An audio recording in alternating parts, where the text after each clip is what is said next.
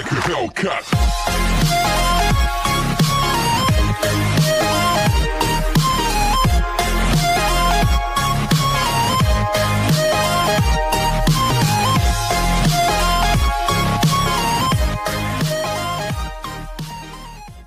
Show 2 की शुरुआत में शिया बादशाह से कहती है कि क्या सच में तुम मेरे साथ मेरे घर में रहने वाले हो। बादशाह कहता है कि जब तक ये मोती तुम्हारे पास है तब तक तुम हमेशा खतरे में रहोगी एंड कोई भी राक्षस आकर यानी कि डीमन तुम पे अटैक कर सकता है और मैं नहीं चाहता कि मेरी मोती को मेरे अलावा कोई और ले जाए।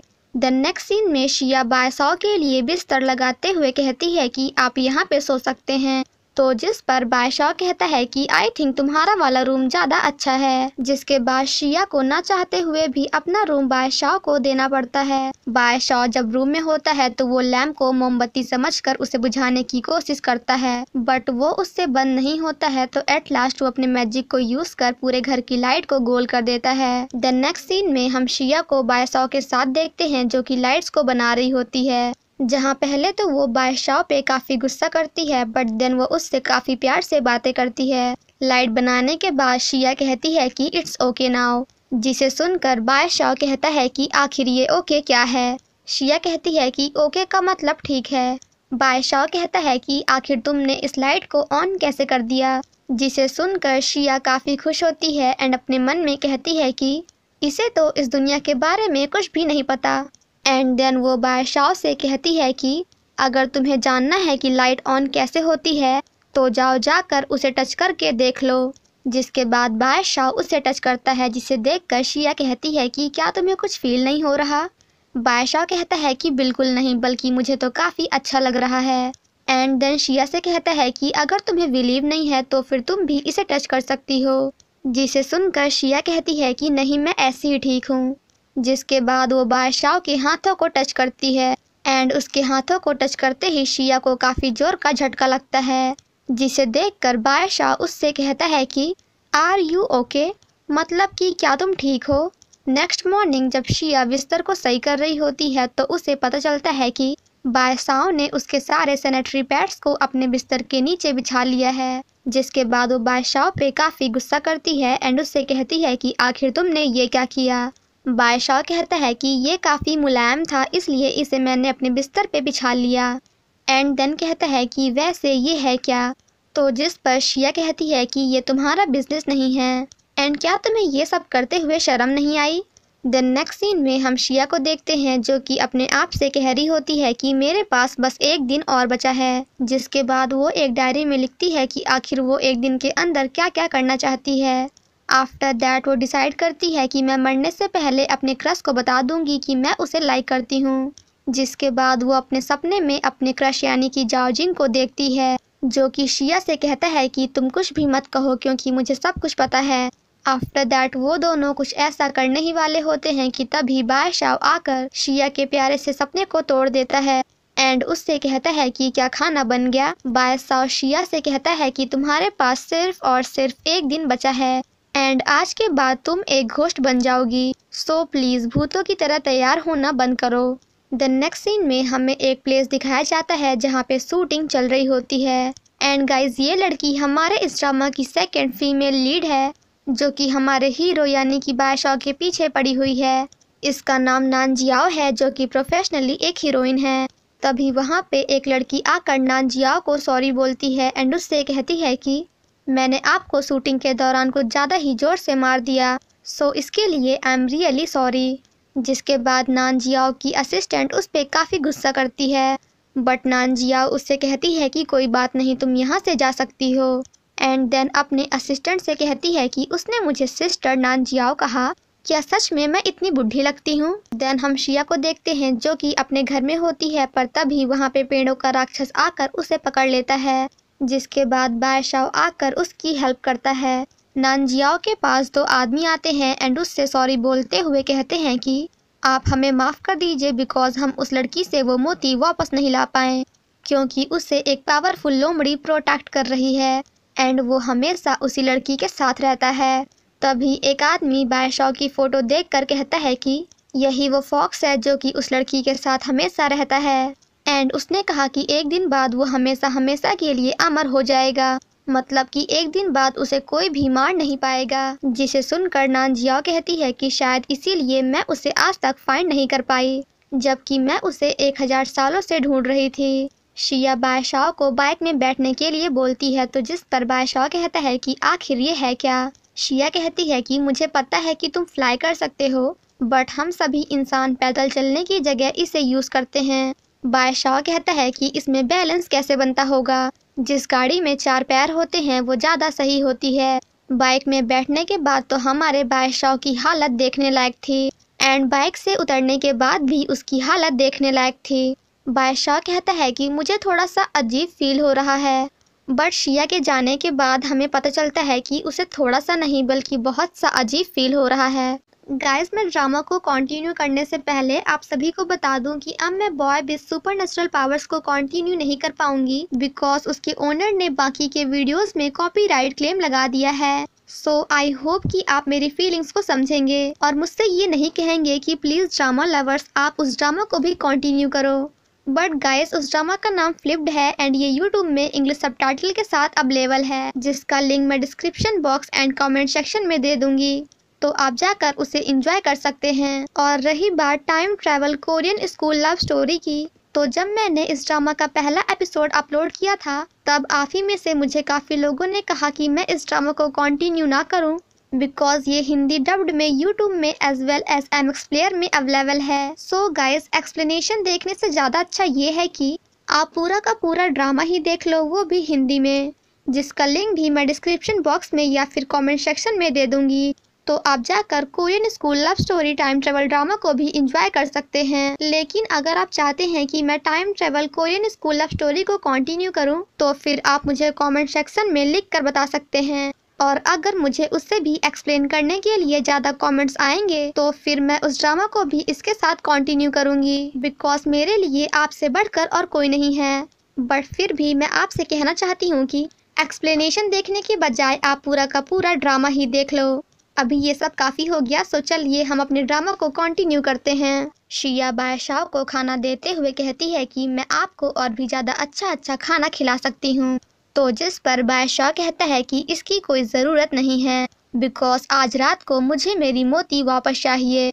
तभी शिया का फोन बजता है, जिसे सुनकर बादशाह ऊपर उड़ने लगता है, जिसे देखकर शिया उससे कहती है कि तुम जल्दी से वापस नीचे आओ, वरना यहाँ के लोग तुम्हें देखकर डर जाएंगे। जिसके बाद बादशाह नीचे आता है एंड शिया के फोन को देखते हुए कहता है कि आखिर ये क्या है, तो जिस पर शिया कहती है कि ये मेरा फोन है। बट हमारा बादशाह तो अभी भी सोच रहा होता है कि आखिर ये है क्या। बादशाह जब जा रहा होता है तो सभी उसकी फोटोज क्लिक करने लगते हैं, जिसे देखकर शिया उससे कहती है कि तुम प्लीज मुझे फॉलो करना बंद करो, तो जिस पर बादशाह कहता है कि मैं तुम्हें नहीं बल्कि अपनी मोती को फॉलो कर रहा हूँ। जिसे सुनकर शिया कहती है कि मेरे स्कूल में काफी सारे लोग हैं, तो यहाँ पे कोई भी राक्षस या फिर डीमन नहीं आने वाला। ये मोती मेरे साथ मेरे स्कूल में बिल्कुल सेफ है, और वैसे भी आज मेरे स्कूल में मेरा लास्ट डे है, सो प्लीज तुम यहाँ से चले जाओ, बिकॉज मैं अकेले रहना चाहती हूँ। जिसके बाद शिया क्लास के अंदर जाकर अपने सीनियर से जाओजिंग के बारे में पूछती है। उसका सीनियर शिया से बताता है कि जाओजिंग अभी फिल्म की शूटिंग के लिए गया हुआ है। वहीं दूसरी तरफ बादशाह प्लेग्राउंड में खड़ा होकर गेम एंजॉय कर रहा होता है। देन अगेन हम शिया को देखते हैं, जो कि शूटिंग के सेट पे पहुंच जाती है, एंड वहाँ पे जाओजिंग को देखकर काफी हैप्पी होती है। नानजियाओ शिया को देखकर अपनी असिस्टेंट से कहती है कि ये लड़की खुद ही चलकर हमारे पास आ गई, और सबसे अच्छी बात ये है कि अभी यहाँ पे बादशाह नहीं है, तो जिस पर उसकी असिस्टेंट कहती है कि बट आप तो बादशाह को 1000 सालों से फाइंड कर रही हैं, तो जिस पर नानजियाओ कहती है कि अभी हमारे लिए इम्पोर्टेंट वो मोती है, ना कि बादशाह। जिसके बाद वो अपने असिस्टेंट के कान में कुछ कहती है। वहीं दूसरी तरफ हमारा बादशाह चिकन एंजॉय कर रहा होता है।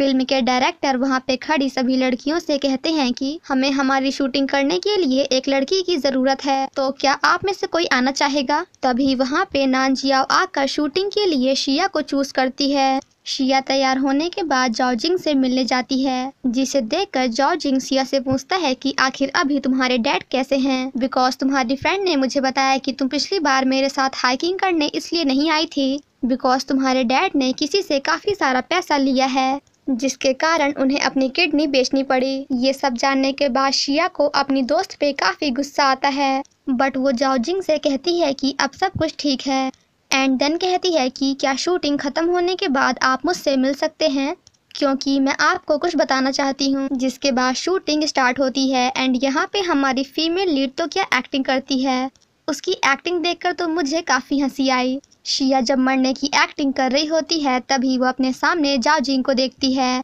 एंड देन अपने आप से कहती है कि क्यों ना मैं अभी ही उसे बता दूं कि मैं उसे लाइक करती हूँ। जिसके बाद वो लेटे लेटे ही जाओजिंग के पास जाने लगती है, जिसे देखकर डायरेक्टर उस पे काफी गुस्सा करता है एंड उससे कहता है कि क्या ये लड़की पागल है, क्योंकि मरी हुई लड़की चल नहीं सकती है और क्या इसे पता नहीं है कि आखिर मरने की एक्टिंग कैसे करते हैं। जिसके बाद जाओजिंग जाकर शिया की हेल्प करता है। तभी नानजियाओ डायरेक्टर को अपने पास बुलाकर शिया का रोल चेंज करने के लिए कहती है एंड वो ऐसा इसलिए करती है ताकि वो शूटिंग के बहाने से शिया को मारकर उस मोती को पा सके। एंड गाइस, मैंने तो आप सभी को बताया ही नहीं कि नानजियाओ भी एक राक्षस है, यानी कि डीमन। वो एक ह्यूमन नहीं बल्कि फ्लावर डीमन है, मतलब कि उसकी असली बॉडी एक फूल की है, जैसे हमारे बायशाओ की असली बॉडी एक फॉक्स की है। बायशाओ जब एक जगह पे बैठा होता है तभी वहाँ पे एक आदमी आकर उससे कहता है कि तुम्हारी शूटिंग स्टार्ट होने वाली है, तो फिर तुम यहाँ पे कर क्या रहे हो। तो जिस पर बायशाओ कहता है कि क्या मुझे वहाँ पे मीट खाने को मिलेगा, तो जिस पर वो आदमी कहता है कि हाँ बिल्कुल। जिसके बाद बायशाओ उसे फॉलो करने लगता है।